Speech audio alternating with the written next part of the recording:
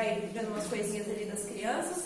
Eu vou agilizando aqui uma parte de um recado, uma conversa que eu quero ter com vocês. E a gente vai agilizando enquanto isso, né? Porque teve dinheiro. E aí a gente vai vendo sobre isso. Eu fiquei, né, essa semana, ao longo dessa semana, refletindo um pouquinho sobre o que foi a aula passada. Acredito que vocês também, né, passaram por toda aquela lavagem cerebral que o comunismo coloca. E acredito que aqui ninguém queira, né, aquela opção de vida.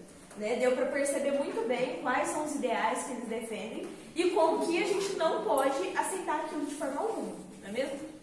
E eu, assim como vocês, acredito que é possível, né, concluir, né, fazer de forma diferente e não passar por aqueles ideais. Vocês mesmos que têm filhos, vocês não querem que os filhos de vocês sofram aquela lavagem, né, aquela lavagem cerebral. Então, pensando nisso, eu tive refletindo também com relação a tudo que eu aprendi em relação à parte pública, né, a todos os gastos que isso gera, porque o Estado em si, ele particularmente só dá despesa, né, ele não gera lucro. O que gera lucro é o próprio patrimônio que a pessoa vai construindo com o passar do tempo. Então, né, concluindo tudo isso, eu venho dar um pronunciamento a vocês que eu me candidatei como prefeita da cidade. E vocês, conto logo, né, com o apoio de vocês, porque nós precisamos defender essa Paraíso de todos esses ideais corruptos e anarquistas que estão por aí, né? Todos vocês sabem que a base da sociedade para mudança, tanto pessoal, profissional, é basicamente a construção de patrimônio. E é isso que a gente vai pautar, então, né, a constituição desse governo da minha candidatura. É a constituição de patrimônio dos próprios cidadãos paraisenses.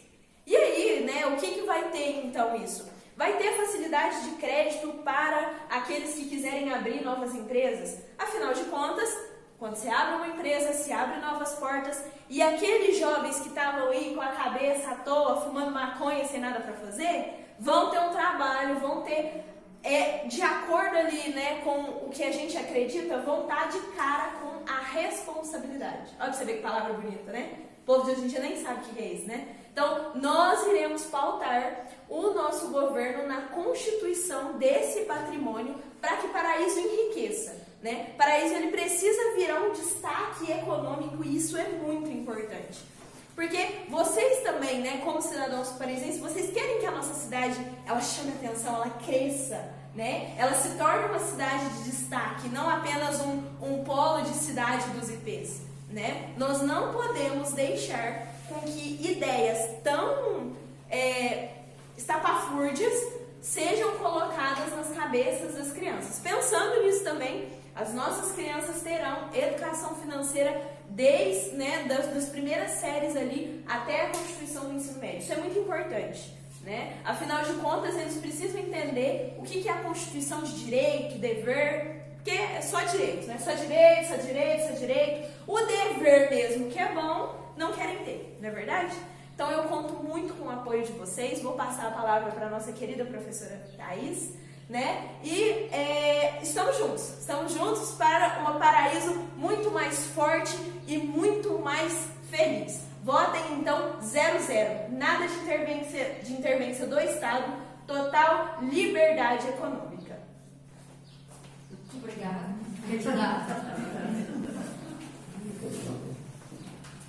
Boa tarde, meu povo. Bom, a Aline, né, candidata prefeita aqui da nossa cidade, né, coitada. Bem intencionada até, né, a moça. Moça boa, gente. Moça boa. Mas assim, né, tem algumas coisas para aprender. Pessoal, nós fizemos aqui, né, evidente, um teatrinho, né, aqui com a Aline. Ela não é candidata, graças a Deus. Mas, qual que é o nosso intuito, né? Na aula passada, então, a gente falou sobre o comunismo. O comunismo, ele tem um discurso muito convincente, né? Porque vocês viram aqui, né, que no debate do Diogo com o Paulo Vitor, o Diogo várias vezes apelou para o lado emocional. Quando ele foi falar do aborto, ele sempre apelou para o lado emocional da mãe. E isso, de fato, às vezes convence, né? Fala, poxa, realmente, né? Olha, tem sentido isso, né? Quando ele foi falar lá, que ele foi falar do movimento LGBT, aí ele já foi, né? Ele falou, nossa, mas é que a gente quer ser considerado como gente também, né? Então, sempre um apelo emocional, que foi o lado do Diogo, né? O discurso dele na semana passada. E a gente vê que realmente isso é convincente. Muitas pessoas caem nisso, especialmente os jovens. Especialmente os jovens, eles caem muito nisso. Até, não dá tempo de falar isso, e também não é o objeto da aula, mas tem um negócio que o professor Olavo de Carvalho que fala, e depois o psiquiatra Ítalo Marcilli desenvolveu, que é sobre as 12 camadas da personalidade. Que é como se fosse 12 níveis de maturidade de um ser humano. Os 12 níveis, né? Depois, quando vocês tiverem a oportunidade de ver sobre as 12 camadas da personalidade, é muito bacana. E aí, o que acontece? A quarta camada... Alguém aqui já ouviu falar das 12 camadas da personalidade? Só para eu ter uma noção. Já ouviu falar.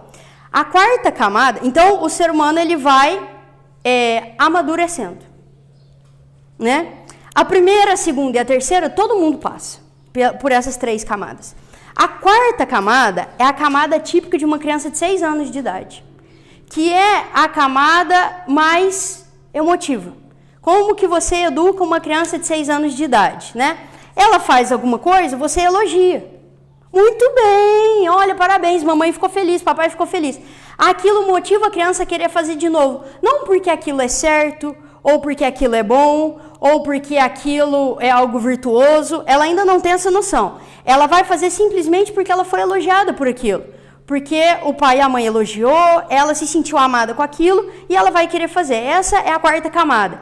Então, o que é a quarta camada? Ela é típica das crianças de 6 anos, né? Que é, então, você fazer a coisa pela emoção, né? Depois, só que o que é o grande problema, né? E que aí o Ítalo Marcilli fala muito sobre isso, o professor Olavo de Carvalho também falava. Muitas pessoas estacionam na quarta camada.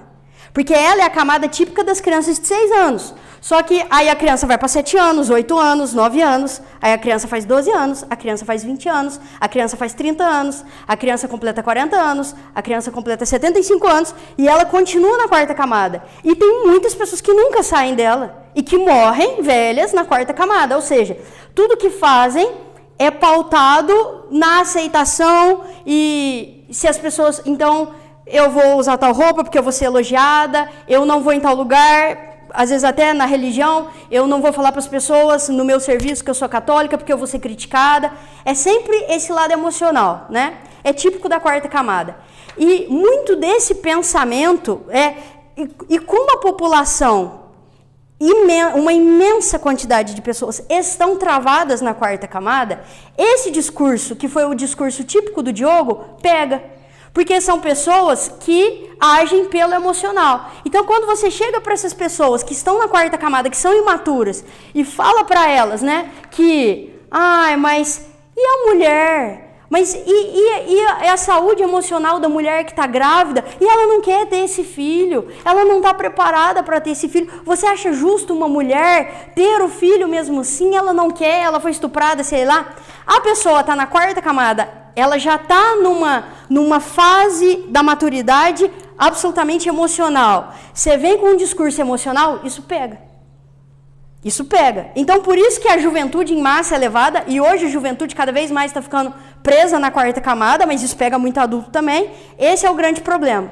Então, na verdade, se a gente for fazer for pensar, muito das pessoas que caem nesse discurso... Às vezes é pura imaturidade, mas imaturidade no sentido literal da palavra mesmo. Porque são imaturos, porque estão lá na quarta camada e tal. Aí depois tem a quinta camada, né? A pessoa vai amadurecendo. Quinta camada é a camada da força. A pessoa seria a camada do empoderamento, né? Eu vou fazer isso porque eu quero mostrar para todo mundo que eu posso. Eu vou lá sim porque eu quero mostrar que ninguém manda em mim. Né? O marido fala, sei lá, né? Eu não gosto que você tenha amizade com tal pessoa. Eu vou ter sim porque eu quero mostrar que quem manda sou eu. Né? E aí essa pessoa que age assim, né? Então perceba que é o contrário da quarta, porque a quarta, né? Eu quero fazer as coisas para ser elogiada. Agora a quinta, eu quero fazer as coisas para mostrar que eu não preciso da sua aceitação. Então perceba que, por pior que seja, é um passo de maturidade. Eu sei que para quem tem filho, seria muito mais fácil criar um filho que está na quarta do que na quinta.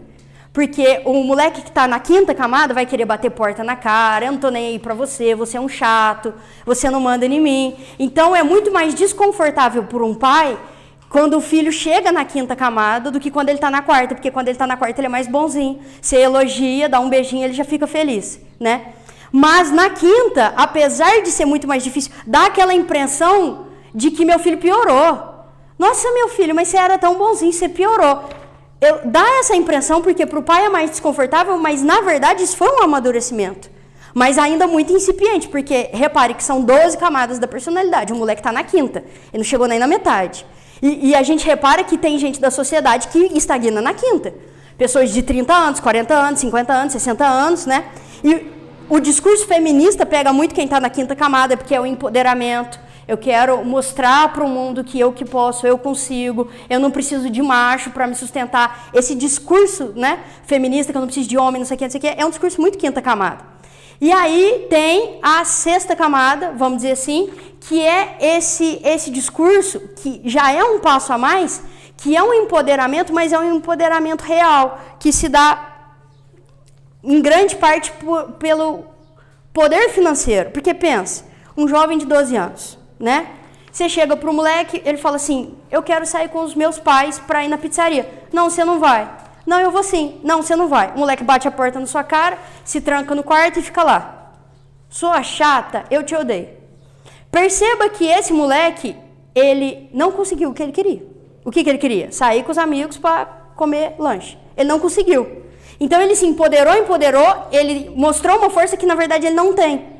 Então ele percebe que ele mostrou uma força que na verdade ele não tem. Então o próximo passo, a sexta camada, é quando o moleque já começa a querer ganhar dinheiro, porque aí o pai dele, pai, eu quero sair com os meus amigos para comer lanche. Não, você não vai. Não, eu vou porque eu trabalho, eu tenho dinheiro, eu vou pagar, e sai e compra o lanche.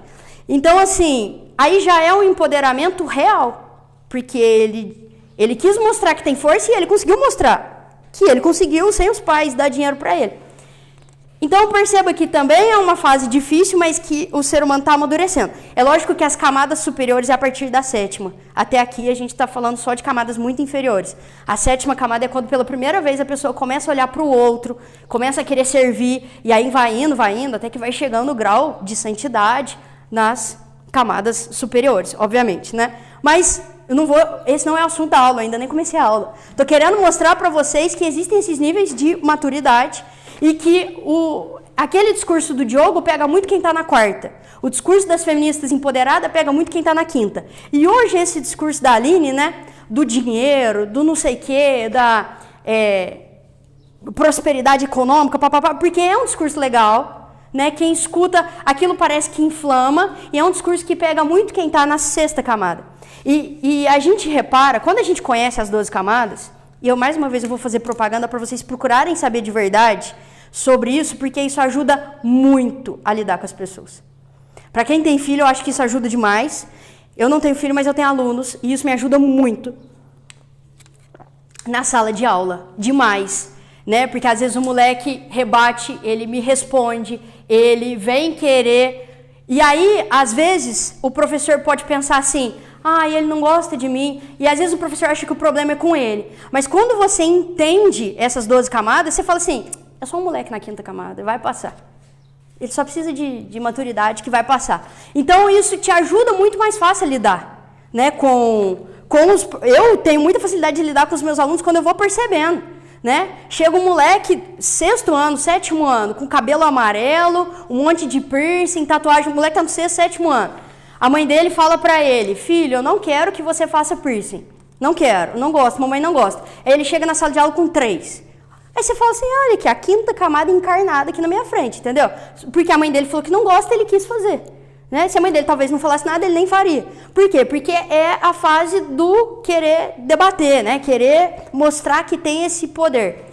E isso facilita demais a lidar com as pessoas. E como nós vivemos numa sociedade, infelizmente, imatura, por falta de virtudes, Então, a nossa sociedade, se a gente sair por aí, as pessoas que a gente lida no comércio, na própria igreja, na escola, os colegas de trabalho, os meus filhos, meus irmãos, minha sogra, meu sogro, normalmente, as pessoas que a gente se relaciona no dia a dia, ou estão na quarta, ou estão na quinta, ou estão na sexta. É difícil que a gente relacione com pessoas que já chegaram na 7ª, 8ª, 9ª camada. São pessoas diferenciadas, né?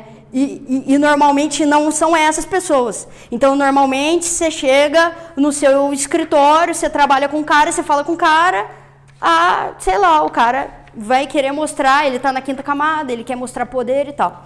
Então, para a gente ter essa noção, né, de que nós lidamos com pessoas imaturas e por isso esses discursos pegam essas pessoas. E o discurso da Aline hoje, né, porque é o quê? Muitas vezes a gente vê esse discurso da esquerda, a gente viu aquela aula do Diogo, a gente viu que aquilo não foi legal. Pô, não foi legal, o moleque lá defendendo aborto, o moleque lá defendendo ideologia de gênero, o moleque lá defendendo, o que mais que ele defendeu? Drogas, né? Liberação das drogas. A gente que é de igreja, que já tem uma certa caminhada, que já viu muita coisa, de padres bons, vídeos bons, a gente vê isso, a gente já não isso já não mexe mais com a gente. A gente já viu isso, a gente sente repulsa. Sentir repulsa pelas coisas que o Diogo falou aqui. Isso aqui não mexe mais comigo. Eu já passei dessa fase de me deixar levar por esses discursos. Mas o discurso da Aline talvez pegue a gente. Porque, querendo fugir desse discurso comunista, a gente costuma ir para o lado oposto, que é o liberalismo. E muitas vezes a gente acha que o liberalismo é a resposta correta para o comunismo. Né? A gente vê isso como a saída para tudo isso que está acontecendo, a saída para esse comunismo que a gente está vivendo, então vamos adotar o liberalismo, né? E engraçado que não é essa a resposta, né? E é sobre isso que eu pretendo falar. Então aqui, né? Muitas pessoas partem para o que julgam ser o lado oposto, que é o liberalismo. É importante destacar que o liberalismo não é o oposto do comunismo. Essa falsa ideia foi criada no nosso imaginário por conta da Guerra Fria. Então, a gente tem essa ideia de que o comunismo e o liberalismo são rivais, são inimigos, e, na verdade, não são. É engraçado que, quando a gente pega para ver, as duas ideologias, elas convergem em muitos pontos. É lógico que tem muitos pontos diferentes, mas elas convergem em muitos pontos, né? Tanto que o Karl Marx, que é o pai do comunismo, ele foi influenciado por John Locke, que é o pai do liberalismo. Então, o pai do comunismo, ele foi influenciado pelo pai do liberalismo. E a gente aqui achando que são polos opostos. E a gente aqui fazendo treta na internet, eu sou de direita, você é da esquerda. E a gente achando que são coisas totalmente diferentes e que um é a resposta contra o outro.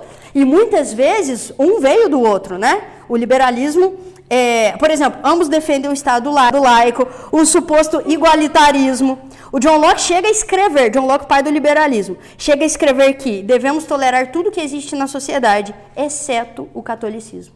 Então, para quem acha, né, que o liberalismo é a resposta católica contra o comunismo, né, aí a resposta a isso que a gente está vivendo o comunismo é o liberalismo. É sim, olha aí, devemos tolerar tudo que existe na sociedade, exceto o catolicismo. Seu ideal era, John Locke, destronar Deus, destronar o rei, destronar o pai de família e desconstruir a masculinidade. E todos esses ideais estão muito presentes no comunismo. Tanto que a gente viu aqui, né, o Diogo falando, principalmente, eu vou falar isso daqui a pouco, mas o que foi que ele defendeu muito aqui? Coisas que têm a ver com a destruição da família.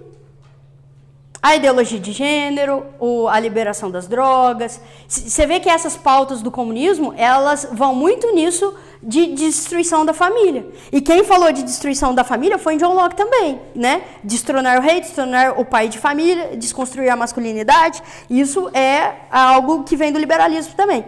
Então é o seguinte, é importante a gente saber que nenhum partido do mundo é um partido 100% católico. Né? Nós não temos, por exemplo, no Brasil. Thaís, qual que é o partido católico? É o PT, é o PSOL, é o PL, é o PCdoB, é o PSDB, é o Novo? Qual que é o partido?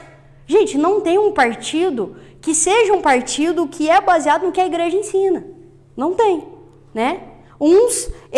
Quando a gente pega para ler o estatuto do partido, e aí a próxima aula, que é a última sobre política, para quem odeia política, A aula que vem é a última sobre esse assunto de política. Depois a gente vai falar de doutrina social da igreja, mas não vai mais falar de política. Na próxima aula vai ser falado um pouco de alguns estatutos de partido, para a gente ver na prática, né, o estatuto do PT, o que fala. Muitas vezes a gente nunca pegou para ler. Aliás, muitas vezes a gente nem sabia que um partido tinha um estatuto. Alguns são mais para a esquerda, outros mais para a direita, mas não tem nenhum que é baseado na doutrina social da igreja, né? Os partidos, normalmente, eles são divididos em liberalista e marxista. O marxista podendo ser o marxista-leninista, que é mais de revolução, né? Qual que é aquele de PCO, né? Que quer fazer revolução mesmo, armada, né? Um negócio assim. Acho que é o PCO. Sei lá, PCdoB, PCO, né? E aí a gente tem o marxismo cultural. O que é o marxismo cultural? É pela cultura, que é principalmente o PSOL. Quem falou do PSOL? Alguém falou do PSOL? O PSOL é o principal do marxismo cultural. A gente vai entrar nas escolas, a gente vai entrar no ensino, a gente vai entrar nas universidades. Não é pela briga, não é pela revolução armada, né? Nós não vamos pegar em armas, vamos pegar em livros. É o discurso deles, né? Menos armas e mais livros. É o que eles querem, é o marxismo cultural. Mas na verdade, todos eles têm o mesmo pai, que é o marxismo. E tem o nacional-socialismo, que seria o nazismo, mas isso, por conta de tudo... É engraçado isso, porque o nazismo, ele foi tão ruim quanto o comunismo. Da mesma forma que tiveram os campos de concentração nazista, tiveram os gulags comunistas. Só que o campo de concentração nazista virou filme, virou livro, virou um monte de coisa, virou música, virou um monte de coisa. O tanto de filme que tem, que mostra o campo de concentração nazista. O tanto de livro, né? A lista de Schindler, não sei o que tem. O tanto de filme famoso que veio com essas coisas. Então hoje, para nós, é muito natural rejeitar isso completamente. Nazismo, né?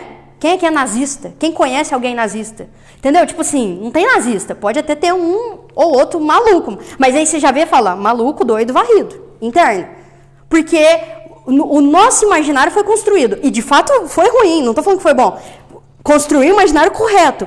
O problema foi que não fizeram a mesma coisa com o comunismo. Né? Porque se tivessem feito filmes e livros e a propaganda toda e mostrando o que foi os gulags do comunismo, hoje seria a mesma coisa. Você é comunista? Louca, varrida, interna. Né?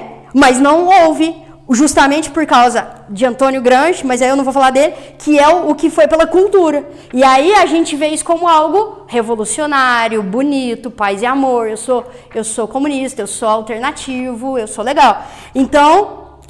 Mas você repare que os dois têm origem no marxismo. O nacional-socialista também tem, o nazismo também tem. Só que hoje, pra gente, ninguém mais fala disso. Então, hoje não é mais problema pra gente. Mas o comunismo ainda é, né?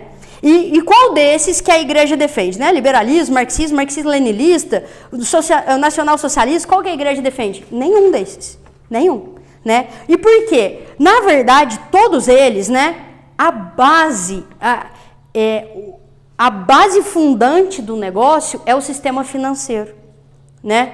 A base fundante do comunismo é a distribuição dos bens.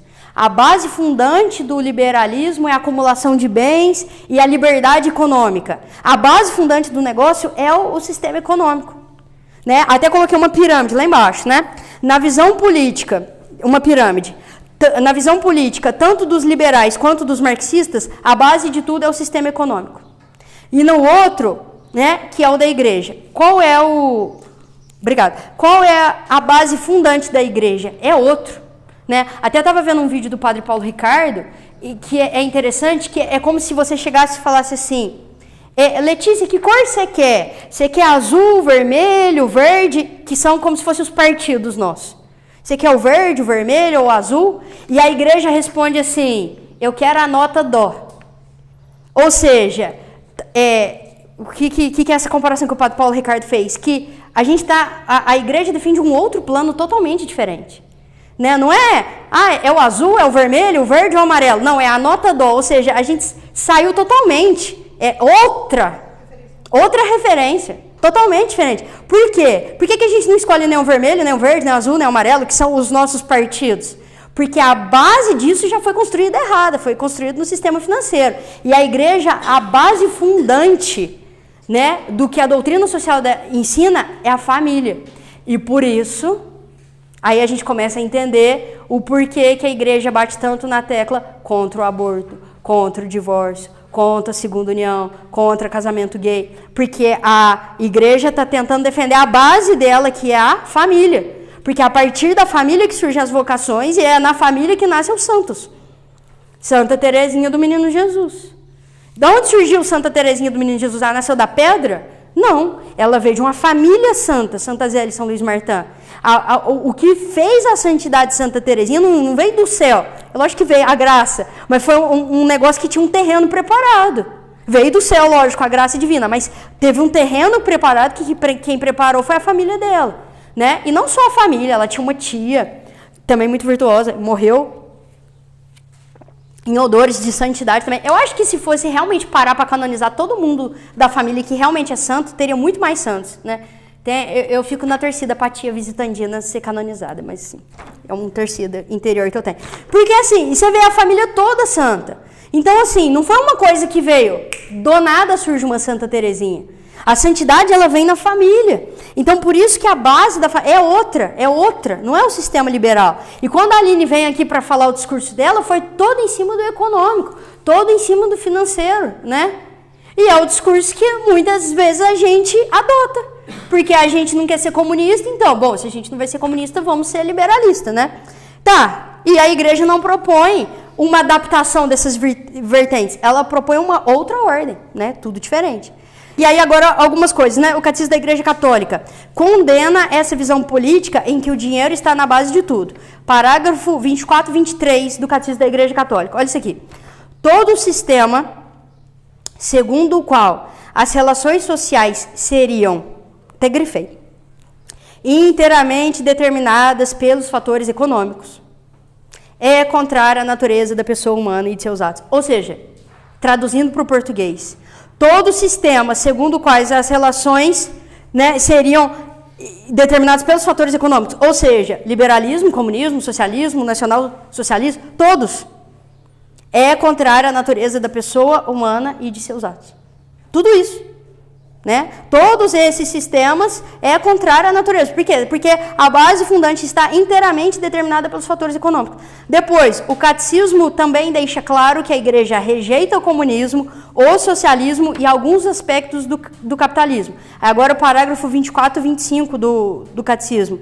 A igreja tem rejeitado as ideologias totalitárias e ateias associadas nos tempos modernos ao comunismo ou ao socialismo.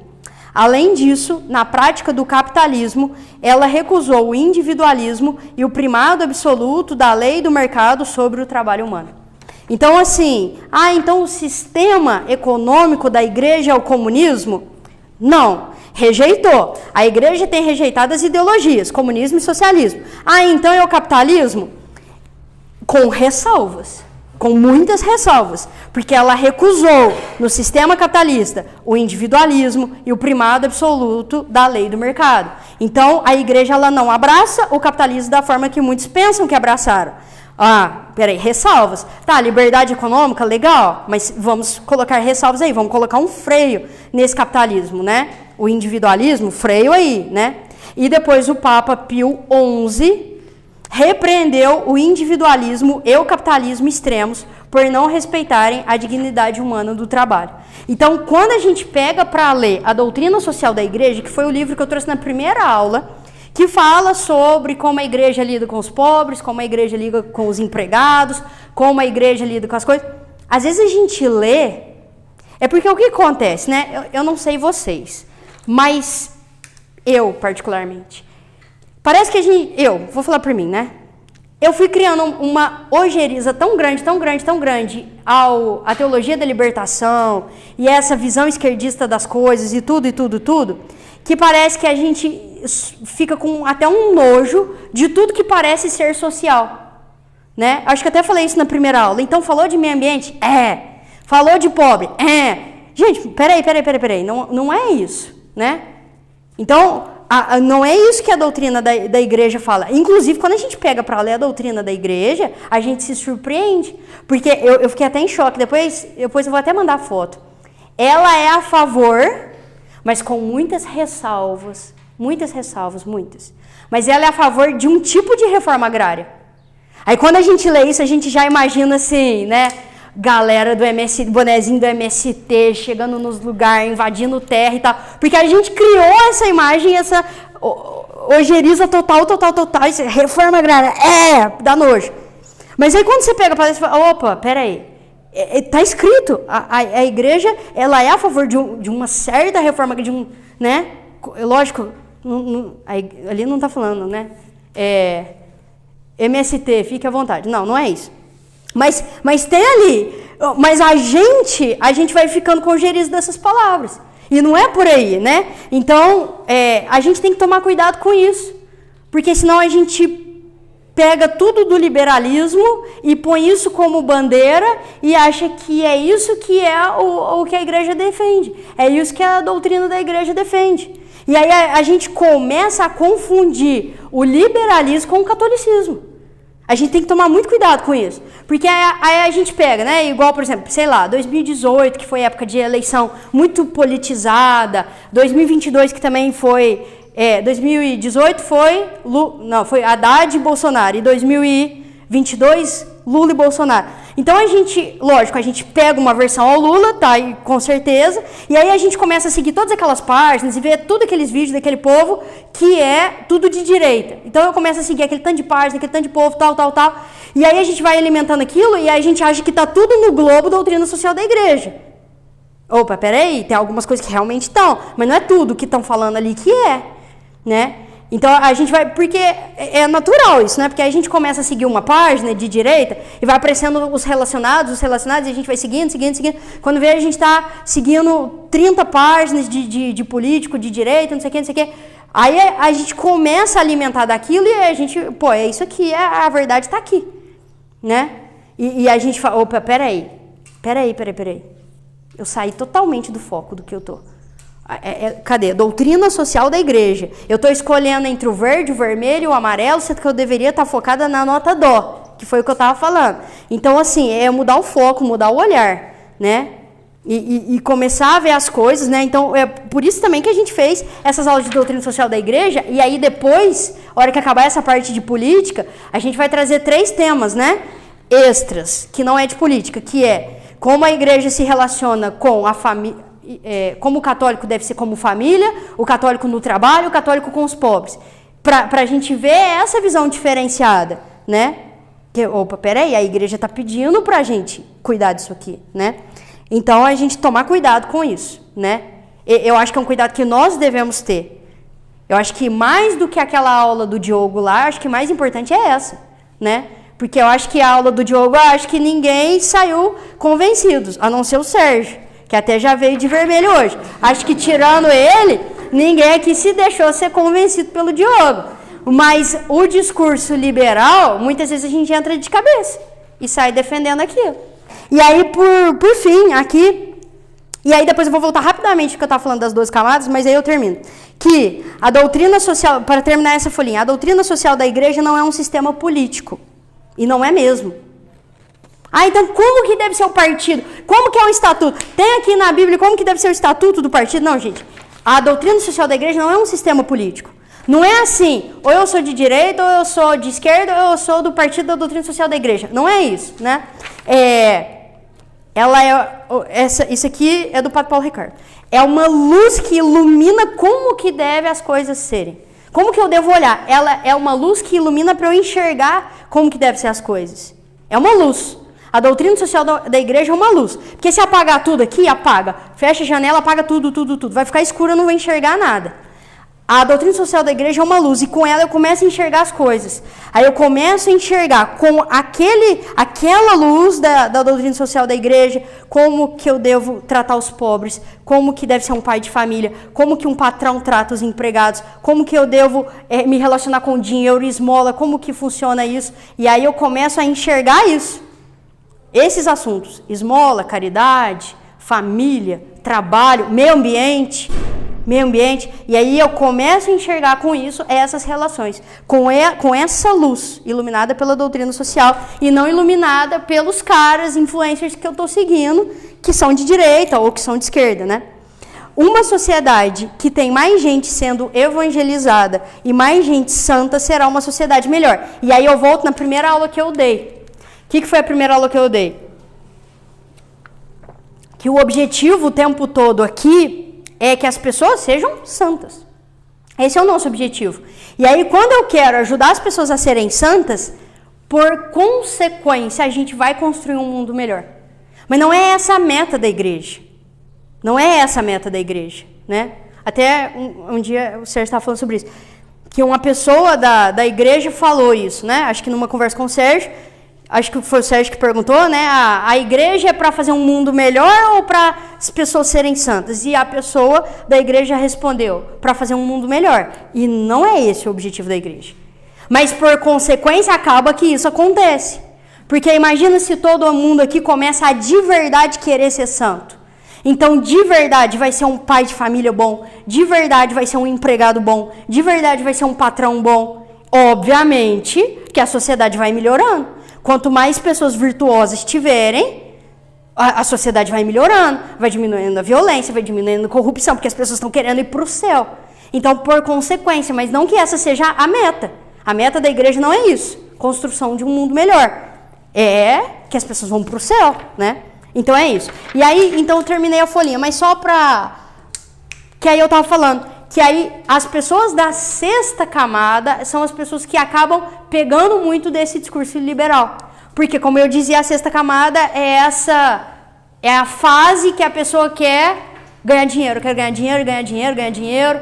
E aí essa é a meta. E começa a estudar sobre investimento na bolsa de valores.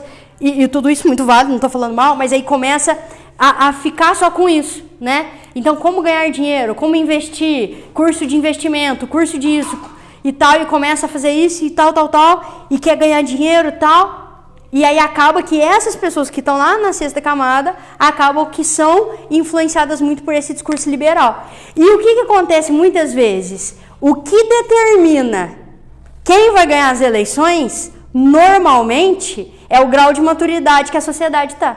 Se mais pessoas da sociedade estiverem na quarta camada, quem vai ganhar, muito provavelmente, é o cara da esquerda que vai pelo lado emocional. Se a maioria da sociedade estiver na quinta camada ou na sexta camada, quem vai ganhar vai ser um cara mais pro lado liberal, que vai falar de dinheiro, que vai falar de prosperidade econômica, e vamos enriquecer essa cidade, não sei o que. Então acaba que quem é o nosso governante... A partir de quem é o nosso governante, dá para saber muito o nível de maturidade que está a sociedade. Isso dá para saber muito. Né? A nossa sociedade ela é mais quarta camada, é mais quinta camada ou mais sexta camada. Então, se a gente quer começar a ter governantes melhores, a gente precisa querer ajudar a amadurecer as pessoas, começando dentro da minha casa, a amadurecer as pessoas e que as pessoas sejam virtuosas. Porque com isso, logicamente, a tendência é que candidatos um pouquinho melhores vão começando a aparecer e vão começando a ganhar. Então, depende muito do grau de maturidade que está essa sociedade, né? Então, como que eu posso interferir diretamente na política? Sendo candidato?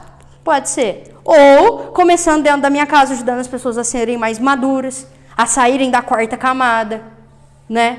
Pô, você quer que seu filho não seja um comunista? Ajuda ele a sair da quarta camada. Vai ajudando ele a ganhar força. Né? E aí, por isso que eu indico, né? Vou fazer mais uma vez propaganda. Assista as coisas do Ítalo Marcílio, porque ele ajuda muito no amadurecimento. Isso ajuda muito. Uma das coisas assim práticas, que parece que não tem nada a ver, mas que ajuda. Você pega um moleque, põe ele para fazer academia. O moleque vai ficando forte. Isso, ele vai saindo da quarta camada, que é aquela camada da fraqueza, do manhoso, porque isso vai pegar o moleque seu. Porque aí ele é um bebê chorão. Ele tem 15 anos e ele é um... E aí depois vem esse discurso do oprimido.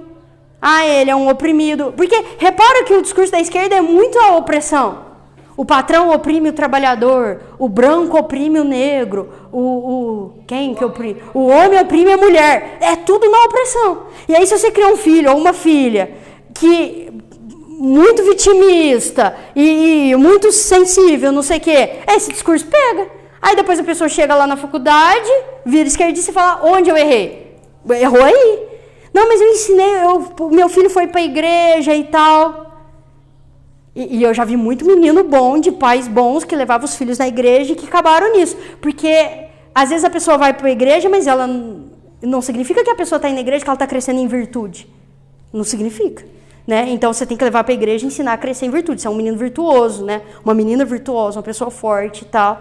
E aí a pessoa vai amadurecendo. Isso ajuda depois em tudo na vida dela, inclusive nas próprias escolhas políticas dela. E aí eu termino essa aula com uma grande pergunta, porque eu acho que ficou a pergunta assim, uai, Thais, mas e aí? Né? Eu acho que deve ter ficado na cabeça assim, mas agora eu vou votar em quem? Agora tá tudo perdido mesmo, né? Porque se o comunismo não é legal, o liberalismo não é legal, agora eu vou fazer o quê? Aí eu jogo a bomba para a próxima aula, que a próxima aula, o título é, na prática, o que pode e o que não pode. A intenção é essa, aí que responder, mas e aí? Agora tá aí, joga esse balde de água fria. Eu tô achando que o liberalismo ia salvar o mundo. Agora eu descobri que o liberalismo, o homem me fala que devemos tolerar tudo que existe na sociedade, exceto o catolicismo. Eu vou fazer o que da minha vida agora? Aí você volta para a próxima aula e assiste. E aí você descobre o que você vai fazer da sua vida. É isso.